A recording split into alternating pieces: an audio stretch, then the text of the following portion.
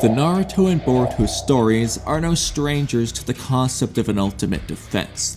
Whether it's Gaara's sand, Kimmimaro's bones, the Raikage's lightning cloak, the Susano, Boro's regeneration, Victor's regeneration, Delta's regeneration, Madara and Obito's Ten-Tails Jinchurriki regeneration, or Orochimaru's snake-style substitution, countless characters have displayed nigh-impenetrable defenses or near-immortal regenerative powers. And in Boruto Two Blue Vortex, one such character allegedly has both powers: Kawaki. According to Amado, Kawaki has near-immortal defensive and recuperative powers, and according to Delta, a near-limitless regenerative ability. However, there's something that's always bothered me about Kawaki's supposed abilities. Unlike the examples I listed earlier, we've never once truly seen Kawaki's defensive and regenerative powers in action despite all this constant hype for them. And more concerningly, going off of what we have seen, they've only appeared lackluster by comparison to what we've witnessed from other characters. And given that Amado is likely going to adjust Kawaki's power into a fully offensive form like Kawaki asked, those defensive and regenerative powers will likely be long gone by the next time we see Kawaki fight, meaning we will never get to see them in action, unless he gets another power-up later on that bolsters his defenses again. This raises several major concerns, and so I want to break down why I think this is problematic and offer some suggestions for how this could be improved. The first thing to address is what I mean when I say they've never actually shown Kawaki's defensive and regenerative powers, because from a certain perspective, they have shown them on a few occasions. Sort of.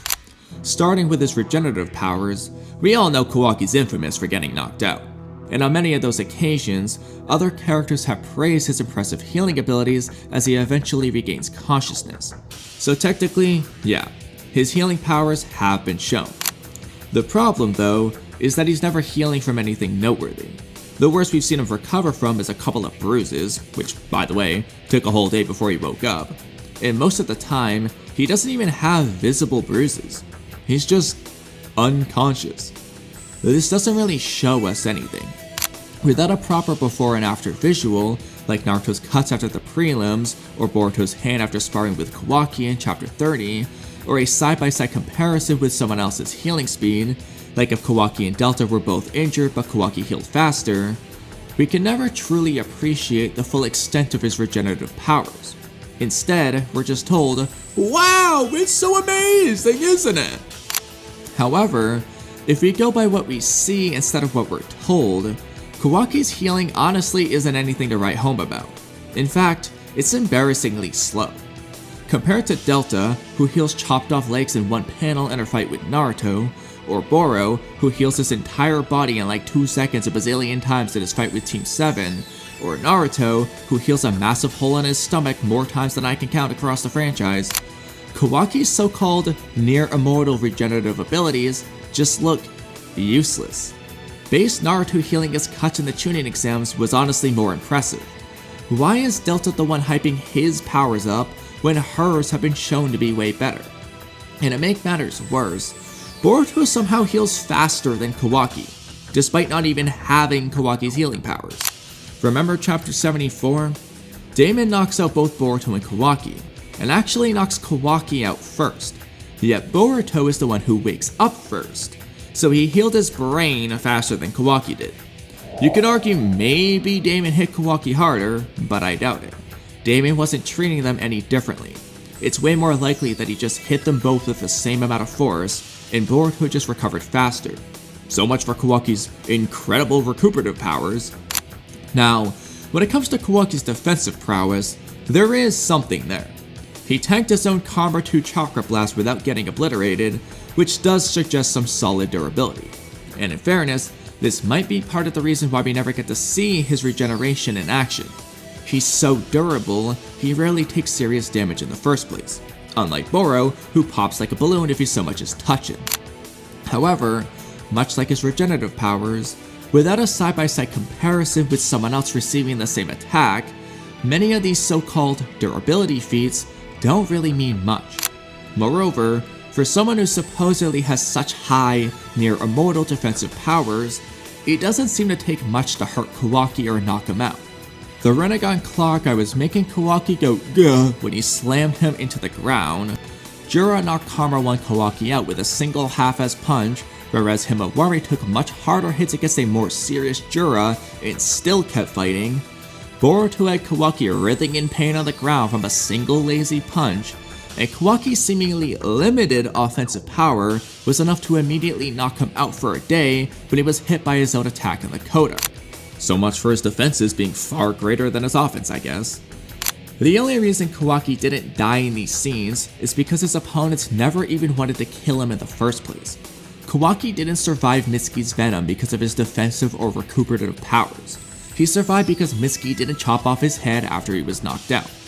Kawaki didn't survive Jura because of his defensive or recuperative powers.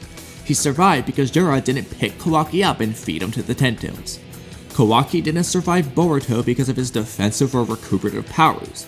He survived because Boruto didn't charge up a massive Rasengan Uzuhiko to blow Kawaki up.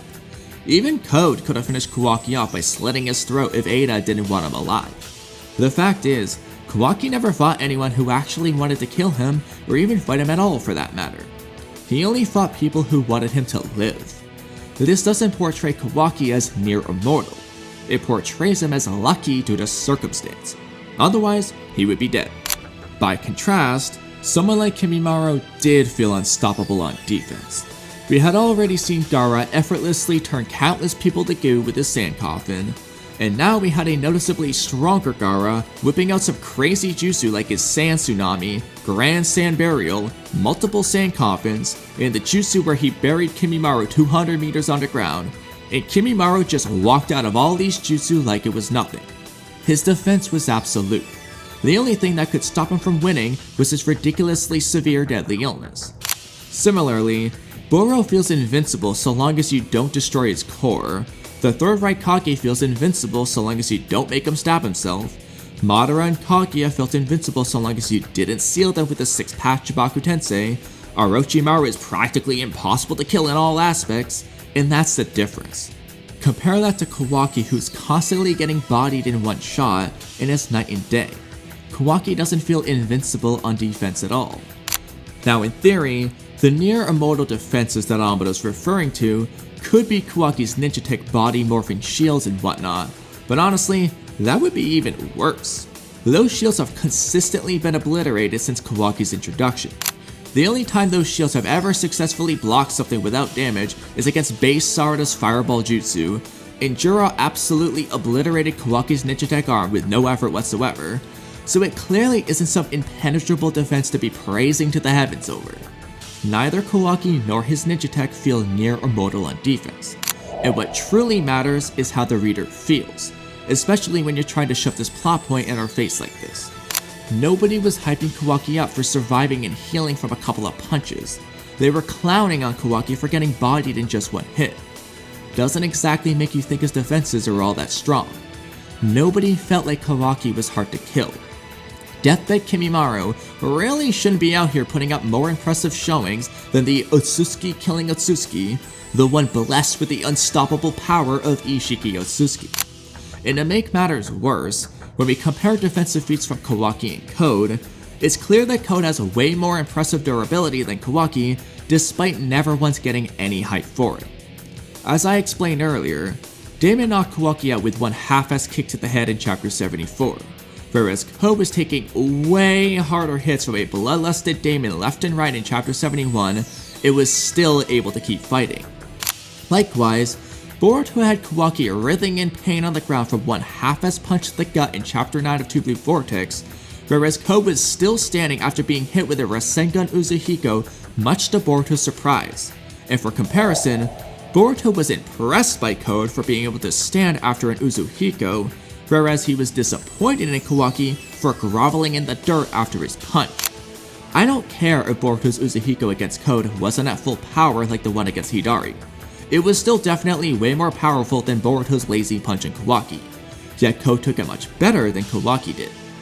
Obviously Code fell prey to the dizziness effect of Uzuhiko, but so would anyone else. So given that Code's durability is better than Kawaki's, Jura can casually snipe off Code's arm in a split second, and Boruto straight up said it's easy to kill Code. I really don't see how Jura can't just snipe off Kawaki's head like it's nothing, or that Mitsuki can't just chop off Kawaki's head while he's knocked out from his venom, or that Boruto can't just blow up Kawaki with an Uzuhiko like he did to Hidari.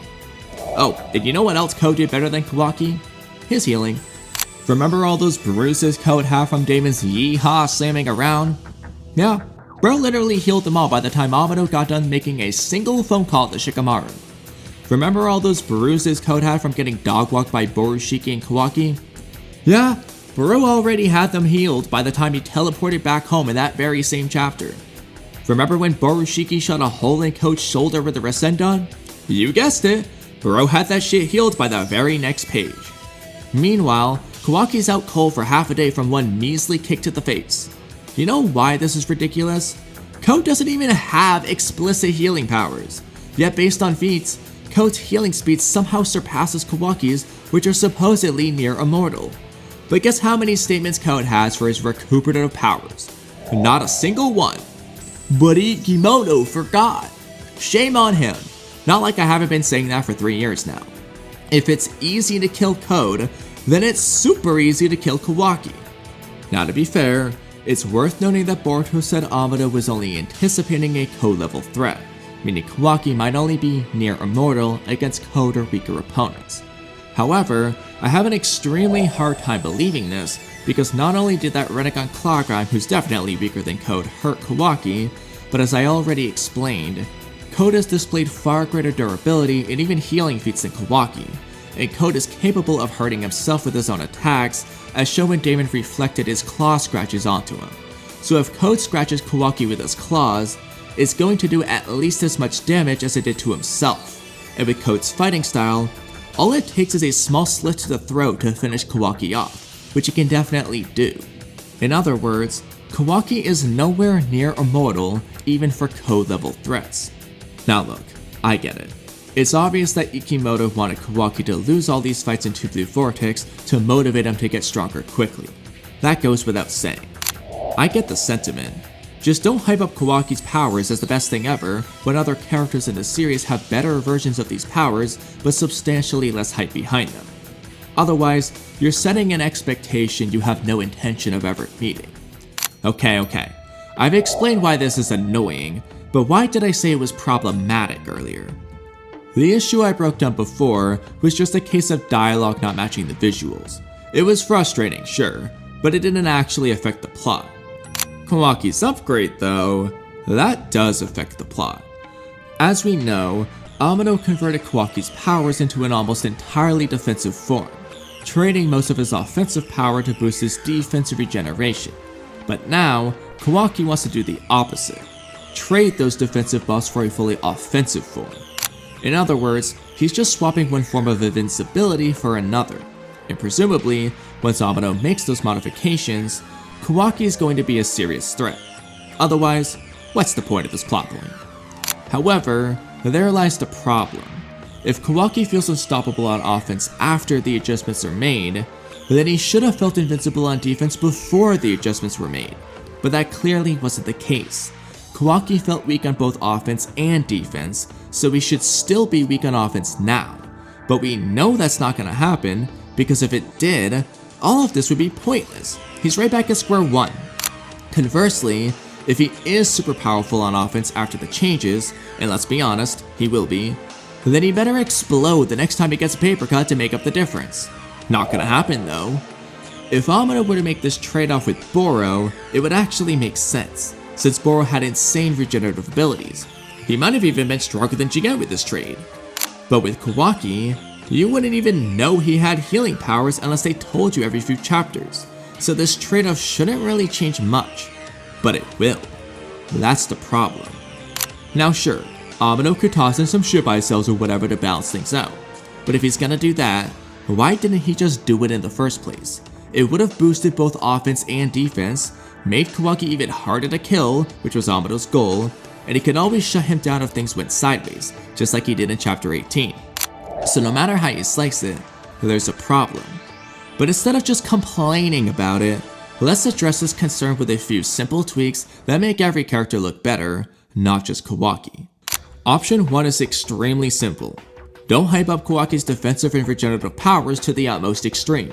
Just leave it the way it was in the Kawaki arc, and have Amado put limiters on Kawaki just like Code, so now all he has to do is take them off. No offense and defense trade-off confusion, just simple limiters on and off like Code. Boom, done. That's it. You don't need to change anything else. Every fight can stay exactly the same. Why did Amado put the limiters on Kawaki? So he could force Kawaki to make a deal with them to revive his daughter in exchange for taking the limiters off. Sounds like something Amado would do. Option 2 is also simple in concept. Make Kawaki's abilities meet the hype they're given. He doesn't have to feel as durable as Kimmimaro or have regeneration quite on Boro's level, but the sum of both parts should be greater than any other character we've seen in Boruto thus far. Something like Madara and Kaguya, where sealing or restraining is the most viable option in a fight against them. This is going to play into how Kawaki continuously loses all his fights in Two Blue Vortex. Some fights don't need to be changed though. There's no need to change Kawaki's scuffle with the Rinnegan Clawgram. It just overpowered Kawaki in physical strength until he used Karma to blow it up. Maybe just remove the "gah" from Kawaki so he doesn't look like he's in pain, but that's about it. Now when it comes to Mitsuki's Venom, the Venom can either be a weakness to Kawaki's power since it does internal damage rather than external damage, or his powers can be what allow Kawaki to regain consciousness significantly faster than a normal person. Or we can implement a little bit of both ideas. Since Boro's regen cured her from Mitsuki's Venom pretty much instantly, we can simply upscale Mitsuki's Venom post time skip and let Kawaki's regen be a little slower than Boro since his durability is much higher anyway, and this can balance out in such a way that Kawaki is rendered unconscious for a short period of time, just long enough for Mitsuki to do something else, whether it's run away, fight Boruto, seal Kawaki with a sealing jutsu, put him in Amado's handcuffs, or whatever. But as much as I like to see a real Mitsuki vs Kawaki fight, that's aside the bounds of this video, so there's no need to change the outcome here either. Then when it comes to Boruto, Boruto's whole shtick right now is that he's acquired a crap ton of skill from his training with Sasuke and Koji, and that's what makes him so strong. So rather than just one-shotting Kawaki with brute strength, Boruto could instead showcase his immense skill by easily working around Kawaki's defensive and regenerative powers to quickly win the fight. And lo and behold, Boruto already has the perfect jutsu for that, Rasengan Uzuhiko. Just make Kawaki really dizzy like he did Code, and voila, mission accomplished. Depending on what you want to do with Rasengan Uzuhiko, Boruto can either undo the jutsu right after using it on Kawaki and before he activates Karma, he can undo it later on in chapter 15, he can go really easy on Kawaki so that Kawaki is still able to fly and blow Hidari up in chapter 12, Kawaki's healing abilities can possibly subdue the jutsu over time, or Kawaki can possibly absorb it with Karma when he activates it in chapter 9. However you want to approach it, just have Boruto use Rasengan Uzuhiko on Kawaki to work around Kawaki's abilities and beat him in one shot just like Mitsuki's Venom. And when it comes to Jura, this one is really easy. Have Jura physically dominate Kawaki, leaving visible damage, then Kawaki heals, and upon realizing that Kawaki's healing powers will be annoying to deal with, Jura traps Kawaki in a wood restraint that Kawaki struggles to get out of, the same choice Jigen made when he sealed Naruto away. Of course, Kawaki will eventually break out, either on his own or with Delta's help, and when Jura fights Himawari, he can compare Himawari's healing powers to Kawaki's. For example, he can say her healing speed is on par with Kawaki's, it's slower than Kawaki's, or it's faster than Kawaki's but her durability is lower. Anything that doesn't make Kawaki look objectively weaker in every way. That covers all of Kawaki's fights in Two Blue Vortex with his limiters on, so we don't need to change anything else, as far as this video goes anyway. I think either options 1 or 2 are perfectly fine, but option 2 would be my personal preference as it makes Kawaki's fights that much cooler and doesn't make him look quite as pitiful. Anyway though, I hope you enjoyed my yap session about Kawaki's nonsensically hyped up defensive and regenerative powers. Let me know what you think of this topic in the comments. Do you think Kawaki's powers were overhyped? Do you think he should have been as strong as everyone said? Do you think his power up will be a problematic inconsistency? Do you like any of my rewrite versions? Or do you think everything is perfectly fine the way it is? Tell me all about it, and don't forget to subscribe, like the video, and turn on notifications for future videos. And if you think I'm completely wrong about everything, feel free to let me know in the comments. Either way, thanks for watching.